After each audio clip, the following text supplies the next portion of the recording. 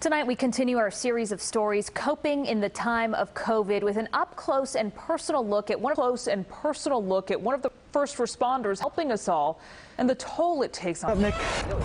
Every single workday Morning, Junior. has started the exact same way for A.J. Briones. All right. The same questions and, thankfully, the same answers. 97. You got a call? No. Fever? Nope. Your shortness of breath? Nope. Lost the taste? Lost Nope. the smell? Nope. After the routine ends, Any body aches? Nope. You ready to go? the unexpected begins. Because outside this door, A.J. Briones is a captain with Empress EMS. We're gonna move you on our stretcher, okay? This paramedic has been on the very front of the front lines during the pandemic. The amount of death that anybody in the first responder community or in the medical community saw was nothing we could have ever imagined. Empress EMS works across the Bronx and Westchester County, the first epicenter of COVID on the East Coast. I think we were getting around 400 or 500 calls at some points. Almost every patient was COVID.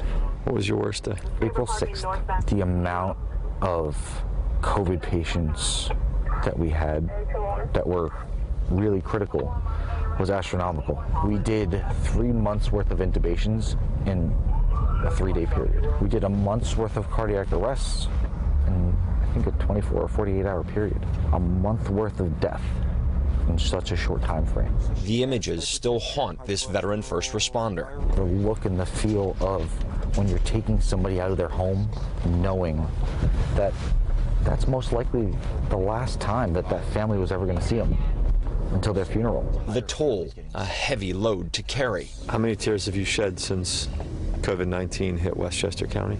If I told you I counted, I'd be lying to you because it'd be impossible. Deciding to focus on the possible, AJ and the team at Empress EMS moved forward, developing protocols eventually followed by other departments across the country when the pandemic hit their state. We went to masking our providers and our patients way before that was ever put out by the state government, the local governments, or the federal government.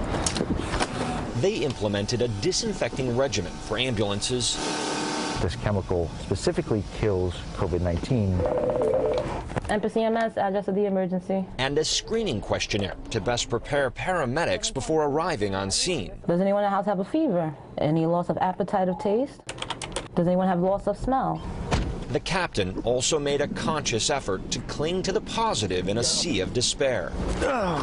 We saw information sharing in the EMS community that we've never seen before. The camaraderie that you built when we were all standing side by side, fighting something we didn't know about. And now, as the second wave floods New York, AJ says they are even more equipped because they have more knowledge. Is it the same feeling, Captain, or is it a different feeling? To me, it feels a lot different. You see most people wearing masks, most people understanding that if everybody does their little part, we can stop this.